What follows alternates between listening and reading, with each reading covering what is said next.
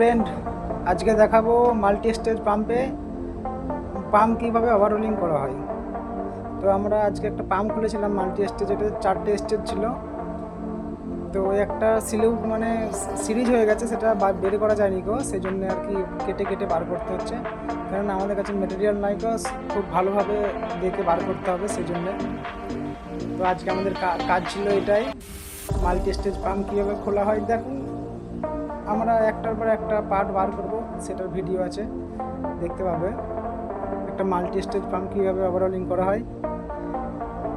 এটা হচ্ছে সিলিউটা কেটে বার করা হচ্ছে, মানে না বের করলে ওই স্যাপটা বেরোচ্ছে না, ইমপ্লেয়ার খোলা যাচ্ছে না, সিলিউটা এমন সিরিজ হয়ে গেছে যেটাকে কেটে বার করতে হচ্ছে।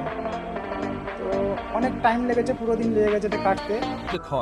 তারপরে স্যাপটা বার করেছি, আমরা রান আউট চেক করছিলাম 0.13 0.05 প্লাস মাইনাস, এটা চেক হচ্ছে। যতগুলো স্টেজ আছে প্রত্যেক স্টেজে ডাইল লাগিয়ে একটার পর একটা চেক করা হচ্ছে। তো এটা রাত ভোর আমাদের এই যে কাজ ছিল, আমরা ভিভোলোকে বসিয়ে এটাকে ভিভোলোকে নিচেতে প্লাস্টিক রেখে এটাকে অয়েল দিয়ে তারপরে ঘোরাতে ঘোরাতে ডাইল দিয়ে চেক করে এটার কত কি রান আউট আছে চেক করার জন্য আমরা এই কাজটা করছিলাম। এই কাজটা আমাদের করতে 3 দিন লেগেছে, মানে সিলিউটা সিরিজ হয়ে গেছিলো। এই দেখুন, এই যে ডাইল গেজ লাগানো আছে, কত কি রিডিং আসছে সেই হিসাবে ওটা ঠিক করা হচ্ছিলো, ওখানে স্যাপ ম্যাচিনিং করা হবে তার জন্য। আর এই পাম্পটা হচ্ছে সিমেন্টসের পাম্প, সিমেন্টস কোম্পানি হচ্ছে আমাদের ইন্ডিয়ার কোম্পানি। সিমেন্টস কোম্পানি পাম্প অনেক সুন্দর, অনেক দিন যায়, অনেক ভালো মেটেরিয়াল। এই দেখো, প্রত্যেকটা স্টেজে একটা একটা করে ক্লিয়ারেন্স, মানে ওর মেজারমেন্ট চেক করা হচ্ছে কত আউট আছে। যেমন এটা 0.2 আছে, এটা চলবে। এমনি 0.01 আছে, এটাও চলবে। এরকম সব জায়গাতে 0.3 0.4 6 7 এরকম আসছে। 0.5-এর মধ্যে আসতে হবে, 0.5 0.3 0.4 2 এরকম চলবে। তো এই কাজ চলছিল আমাদের একটার পর একটা। আরও পার্টসগুলো একটা একটা করে দেখাচ্ছি তোমাদেরকে। আর এই কাজগুলো হচ্ছে আমাদের রাত্রে হচ্ছিল, সেই জন্য ক্যামেরা অতটা সুন্দর আসেনি গো, কেননা রাত্রে লাইটের প্রবলেম হয় আর মোবাইলের ক্যামেরায় অত পরিষ্কার আসে না। তবু চেষ্টা করলাম দেখানোর। এই দেখো, ভিভোলোকের উপরে আমরা ট্যাপলন গ্যাসকিট দিয়ে এটাকে রাখা হয়েছে স্যাপটাকে, তারপরে এটাকে ঘুরিয়ে চেক করা হচ্ছে। আর আমরা এটাকে ম্যাচিং করতে পারি, আমরা নিজেরাই করে নিই, আগে করতে পারতাম না, এখন শিখে গেছি। তো এই যে ক্লিয়ারেন্স বারবার কম হচ্ছে, আর একবার করে কম হচ্ছে, একবার বেশি হচ্ছে, মানে আমরা ওটাকে সেটিং করছি, ম্যাচিং করছি।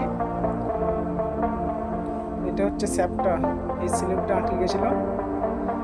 এই যে এটা একটা স্টেজ বের করা হচ্ছিল না, 4টে স্টেজে 3টে বেরিয়ে গেছে, একটা হচ্ছিল না।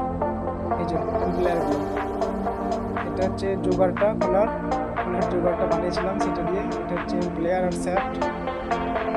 এই প্লেয়ার স্যাপ্টটা হতেই মানে খুলতে অনেক কষ্ট হয়েছে আমাদের সবারই অনেক কষ্ট হয়েছে। তারপরে হচ্ছে এই যে খারাপ হয়ে গেছে, এই যে ভেঙে গেছে, এটা ভেঙে যাওয়ার জন্যে বেরোচ্ছিল না, এই জোগাড়টা লাগিয়েছিলাম আমরা। অনেকক্ষণ লেগেছে এটা বার করতে, মোটামুটি প্রায় 4 ঘন্টার উপর লেগেছে, একটার পর একটা লাগিয়ে বার করেছে, কেটে তারপরে বের হয়েছে, মানে মামুলি জিনিস ছিল না এটা। এই যে জোগাড়টা, এগুলো হচ্ছে ইমপ্লেয়ারগুলো, ডাইফ্রম ইমপ্লেয়ার।